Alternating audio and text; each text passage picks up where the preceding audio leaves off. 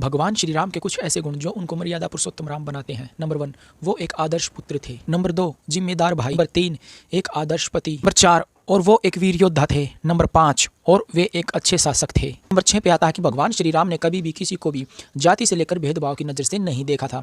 क्या आज किसी में ये सभी गुण हो सकते हैं? कमेंट करके जरूर बताएं और वीडियो को ज़्यादा से ज़्यादा शेयर कर दीजिएगा। Thank you. आपने अपनी ज़िंदगी में 5 स्टार होटल तो बहुत देखे होंगे, लेकिन क्या कभी आपने आइस होटल देखा है? चलो आज मैं आपको इसके बारे में बताता हूँ। आइस होटल स्वीडन में अक्टूबर के महीने में हर साल बनाया जाता है और ये बर्फ़ से बनने वाला दुनिया का सबसे बड़ा और पहला आइस होटल है, जो करीबन सन 1989 से बनता आ रहा है और इसमें एक रात के रुकने के 17,000 से 1 लाख रुपए तक का किराया है। आपको बता दूं कि इस होटल को बनाने के लिए देश विदेश से बहुत से कलाकार आते हैं और अपनी कलाकारी यहाँ पर दिखाते हैं। इस होटल को बनाने के लिए नदी से करीबन 2,500 टन बर्फ़ निकाली जाती है और इसे बनाना शुरू किया जाता है और ये होटल 5 महीने बाद पिघलने लगता है। क्या आप जब स्वीडन जाएंगे तो इस होटल में रुकेंगे? कमेंट करके जरूर बताएं और वीडियो को ज़्यादा से ज़्यादा शेयर कर दीजिएगा। केकड़े कितने खतरनाक होते हैं वो तो आप इस वीडियो में देख ही सकते हैं। आपको एक जानकारी के लिए बता दूं कि जो केकड़े होते हैं उनका जीवन काल करीबन 5 से 6 वर्ष होता है और धरती पर करीबन 850 से भी ज़्यादा प्रजातियां केकड़ों की पाई जाती हैं।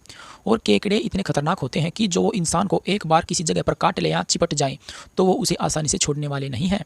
आपको एक जानकारी और भी बताना चाहता हूँ, केकड़ा केवल इंसानों के लिए ही खतरनाक नहीं होता बल्कि बाज को भी ये नहीं छोड़ता है।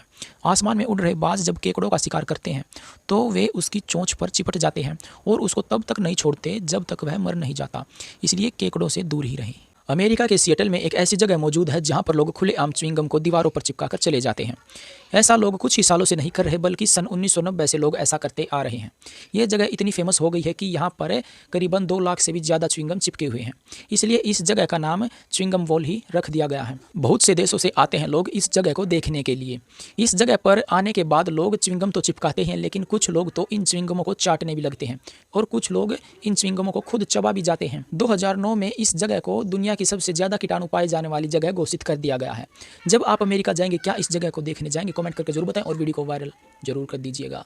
हमारे हनुमान जी में इतना बल है कि उनके बल की तुलना किसी से नहीं की जा सकती। बात है त्रेता युग की, जब लक्ष्मण जी को तीर लगा था तो भगवान श्री राम रो रहे थे। इस कारण से हनुमान जी को इतना गुस्सा आया और वे भगवान श्री राम से बोले कि हे प्रभु, यदि आपकी आज्ञा हो तो मैं चांद को कपड़े की बाती निचोड़कर उसका सारा अमृत भगवान लक्ष्मण के सिर पर डाल दूं। पाताल में सांपों का दल है जो अमृत की रक्षा कर रहा है। यदि आपकी आज्ञा हो तो मैं उस अमृत कुंड को ही उठा लाऊं और भगवान लक्ष्मण को पिला दूं। आसमान से सूरज को निकालकर उसे राहों से ढक दूं जिससे सूरज निकले ही। देवताओं के वैद्य अश्विनी कुमार को ही उठा लाऊं। और लास्ट में हनुमान जी ने ये बात तक कह डाली कि यदि आपकी आज्ञा हो प्रभु तो मैं अपने प्राण निकालकर भगवान लक्ष्मण में डाल दूं। तो इतने शक्तिशाली थे हमारे हनुमान जी।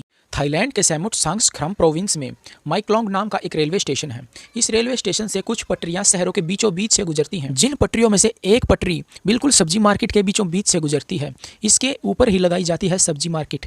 आपको जानकर हैरानी होगी कि इस मार्केट में बहुत से लोग खरीदारी भी करने आते हैं और जब ट्रेन का टाइम होता है आने का तो ये अपने सामान को दूसरी तरफ रख लेते हैं और ट्रेन जाने के बाद वापस से वहीं पर मार्केट लग जाती है। ये भी नहीं पता चलता कि यहाँ पर रेलवे ट्रैक है। क्या आज तक आपको इस ट्रैक के बारे में जानकारी थी? कमेंट करें। यह है स्प्रे फोम इंसुलेशन। अधिकतर इसका प्रयोग उन देशों में ज़्यादातर किया जाता है जहाँ पर तापमान माइनस में चला जाता है।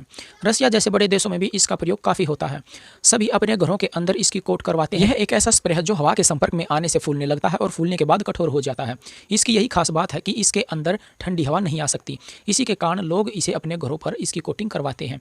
इसमें VOC नाम का एक केमिकल होता है जो लोगों के शरीर पर प्रभाव तो डालता ही है लेकिन उन्हें ठंड से भी बचाता है। सफलता के 5 मूल मंत्र आज मैं आपको बताने वाला हूं। यदि आप अपने जीवन में उन्हें उतारेंगे तो आप सफल हो सकते हैं 100%।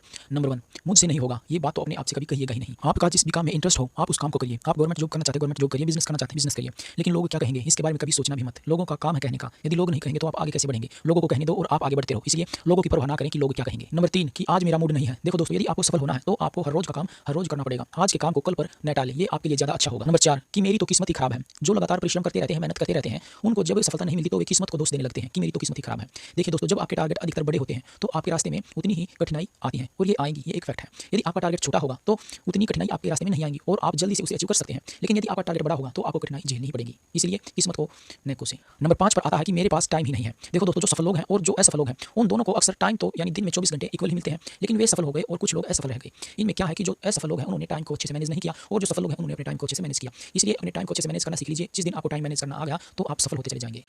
जब किसी मंदिर में मूर्ति रखी जाती है तो सबसे पहले काम होता है प्राण प्रतिष्ठा का। ये बड़ा ही अद्भुत कार्यक्रम है। जब जब जिस मंदिर में प्राण प्रतिष्ठा होती है तो उस मूर्ति की आंखों पर एक पट्टी बांध दी जाती है। पट्टी बांधने के बाद उसे मंत्रोच्चारण के बाद खोला जाता है। मंत्रोच्चारण के बाद जब उस पट्टी को खोला जाता है तो उस पट्टी के सामने एक शीशा लगाया जाता है। तस्वीर को अपनी ही मूर्ति के दर्शन पाने के कारण शीशा टूट जाता है। इससे ये साबित होता है कि मूर्ति में प्राण आ चुके हैं और प्राण प्रतिष्ठा कार्यक्रम पूर्ण हो चुका है। इस मूर्ति में अब इतनी ऊर्जा आ चुकी है कि सामान्य व्यक्ति इस ऊर्जा को सहन नहीं कर सकता था। तो इसी कारण से सबसे पहले मूर्ति को प्राण प्रतिष्ठा के बाद अपने ही दर्शन करवाए जाते हैं। कुछ ऐसा ही कार्यक्रम 22 जनवरी को अयोध्या में होने वाला है। जो उत्सुक हो वो जा सकता है, और नहीं तो आप दूर से भी नमन भगवान श्री राम को कर सकते हैं। इसलिए कमेंट सेक्शन में जय श्री राम लिखकर भगवान को नमन जरूर कर लीजिए।